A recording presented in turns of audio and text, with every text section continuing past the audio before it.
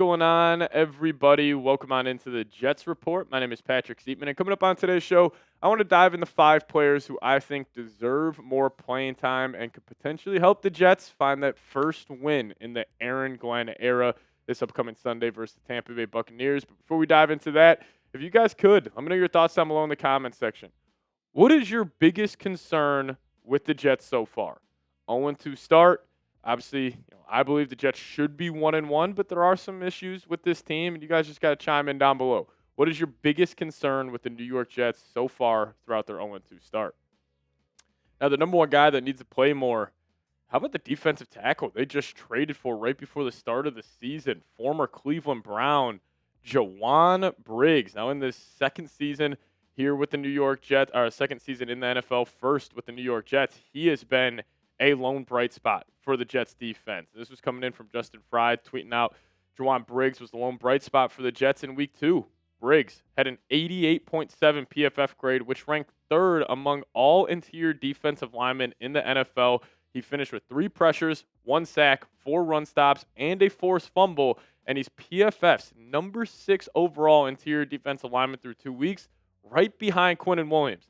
So again, this isn't in like a limited sample size. Let's just say this guy only played 20 snaps, one of the highest graded defenders according to PFF. No, he's got a decent enough sample size, like 48 snaps. That's necessarily like a whole football game. I would chalk it up to probably 50% of snaps throughout the first 2 games, but he deserves more playing time because, like they said, he's the 6th overall rated interior defensive lineman out of 156 eligible guys. Pass rush grade solid as well, 73.8. Run defense doing his dang thing.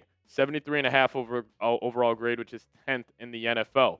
And the Jets' defensive game plan with Bucky Irving and this Tampa Bay Buccaneers offense, they should run three defensive tackles majority of early downs because I think the game plan this week is number one, like it is most weeks.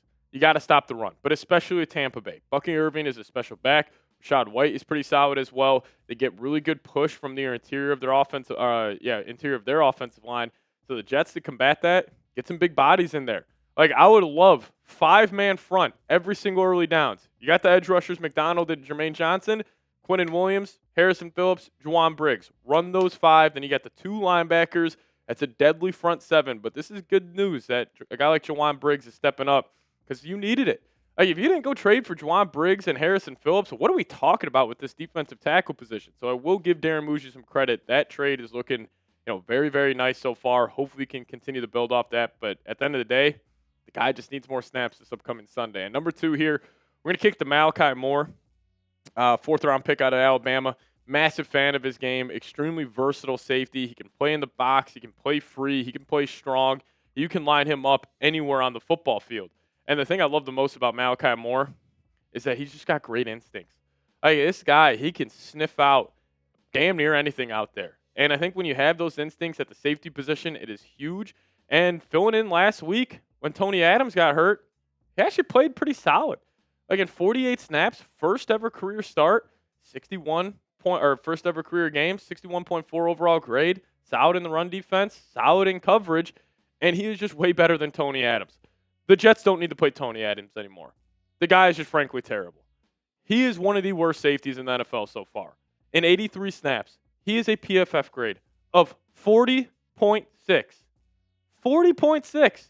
He can't be out there on the football field, especially when, let's just say the Jets didn't have any depth at the safety position. I'm not saying they have a ton, but at least you have a young guy in Malachi Moore where even though you would go through growing pains with him being in the lineup, you already know who Tony Adams is. He's not going to get any better. At least give those reps to a younger guy, have him develop, and then hopefully by the end of the season, when the Jets schedule eases up a little bit, he's playing some good football. That defense gets humming with that front 7. You have another playmaker on the back end. No more Tony Adams. Guy doesn't need to play anymore. He's just flat out terrible. Get Malachi Moore some more reps. Get him some more snaps this Sunday against the Buccaneers, which also I fully expect Aaron Glenn and Steve Wilks to do just that. But we'll dive into more names here in a second. But if you guys could, hit that subscribe button today. We are 33 subs away from 9,500. So if you guys have not already, hit that subscribe button. It really does help us out, and I cannot wait to hit that milestone of 10,000 subs eventually. So hit that subscribe button today, and I'll greatly, greatly appreciate it. Before we dive into the rest of today's episode, I got to give a massive thank you to the DraftKings Sportsbook for sponsoring today's show. Now, the dog days of summer are over and the football season is back. What better time to get in on the action at the DraftKings Sportsbook than right now? All new customers can sign up and use promo code JETSCHAT. Bet just $5 of your own money and get $200 in bonus bets instantly. You heard that right. Football season is the best time of the year. Get back into the action with the DraftKings Sportsbook today. Whether you are into live in-game betting, same-game parlays, you have all the options. New customers sign up and use promo code JETSCHAT and bet just $5, and we will hook you guys up with $200 in bonus bets instantly at the DraftKings Sportsbook. Once again, thank you to the DraftKings Sportsbook for sponsoring today's show. Now let's dive into the rest of today's episode. All right, let's kick it to the third guy on our list. We're going to go offensive player here, tight end Mason Taylor. Now, Mason Taylor's been quiet during the first two games, and I had some high expectations for him. I thought he was going to be second in receiving yards for this Jets offense when it was all said and done, and that very well could be the case. And maybe injuries are limiting Mason Taylor as a big reason why he hasn't been a bigger part of this offense, dealing with that high ankle sprain, but he needs to be a bigger part. There is no excuse. You spent the 42nd overall pick on this guy. He is a freak athlete, 6'5", moves well. He is just a matchup problem for defenses. You put a slot corner on him, he's too big. You put a linebacker on him, he's too fast. So maybe injuries are limiting his production, but get him to be a bigger focal point of this offense this upcoming week. That would be absolutely huge. And you may be saying, well, maybe the ankle sprain, he's just not playing a lot. He is. He's played 90 snaps offensively. That is the second highest on the team to only the quarterback, Justin Fields. This guy needs to be out there more. Jeremy Ruckert's been fine, but you spent a premium draft pick on Mason Taylor. He's got a ton of talent. Let him continue to develop, and there's a massive hole at that second pass-catching option. We're hoping Arian Smith eventually can develop into that, but that's going to take some time. He's a gadget guy. He's a burner. He still needs to refine his, route running and just his catching ability. But Mason Taylor, the guy seems ready to go. I don't know why he hasn't been more involved. That's on the offensive coordinator, and that's also probably on the quarterback, Justin Fields. If this guy is too good of a football player, especially with the Jets offense struggling, to not get him the football more. And I can make the same argument for Braelon Allen. Braelon Allen looked absolutely amazing during the offseason and during the preseason. He looks like he added more muscle. He looks like he's a lot more explosive. And throughout the first 2 weeks, we haven't really seen him. And Aaron Glenn, what happened? Like this whole offseason, he was saying it's going to be a split backfield. We're going to use all three running backs. And they sort of have. And also, I don't know if this was just mainly Breece Hall running crazy week one. And they're like, all right, we're just going to try to feed the hot hand in the week two, keep Breece Hall going. But also, there is no excuse or no rhyme or reason you can make to me that Braelon Allen, his first snap came in the second quarter. That can't happen. He had 2 carries this past week. One was in garbage time. The other one was when it was 3rd and 25. And if you just look at the comparison between these two, Braelon just hasn't had a chance. Breece Hall has looked good. This is not like a slight to Breece Hall take I'm trying to have here. It's more of a positive take around Braelon Allen, where I just think he's that special. I think he's a playmaker. And if you want to add some more physicality to this offense, he is that. And he's just too talented to not get the ball more. Breece Hall's a great talent as well. But also the Jets, you're going to have a decision, or you're going to have to make a decision this offseason. Are you going to pay Breece Hall? Are you going to pay Jermaine Johnson, Will McDonald? I guarantee you they would rather pay Jermaine Johnson or Will McDonald over Breece Hall. So who even knows if Breece Hall's on the team next year? So might as well get this young guy, Braelon Allen, some more carries. Get him the football more. He needs still to develop, and also, he's just a hell of a football player. He's a problem with the football in his hands. So get him the ball more, that's for sure. And then also, Arian Smith. I understand Arian Smith is probably not the most pro-ready wide receiver right now. He definitely needs to refine his route running.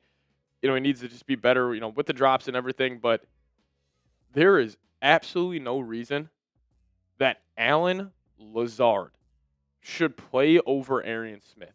Even if right now the coaching staff believes Allen Lazard is 5% better at playing that spot compared to Arian Smith, who the hell cares? We know what Lazard is. we don't know how special Arian Smith could be. So in my opinion, there are only 4 wide receivers on the Jets that should play. Obviously, it's Garrett Wilson. Josh Reynolds will be out there. And then I just think it should be Arian Smith and Tyler Johnson. Honestly, ideally, it's Garrett Wilson, Josh Reynolds, or Tyler Johnson on the field with Arian Smith. Because also, even though, like I said, he is not the most pro-ready wide receiver, more of a developmental pick. But I'll tell you what's pro-ready. It's his speed.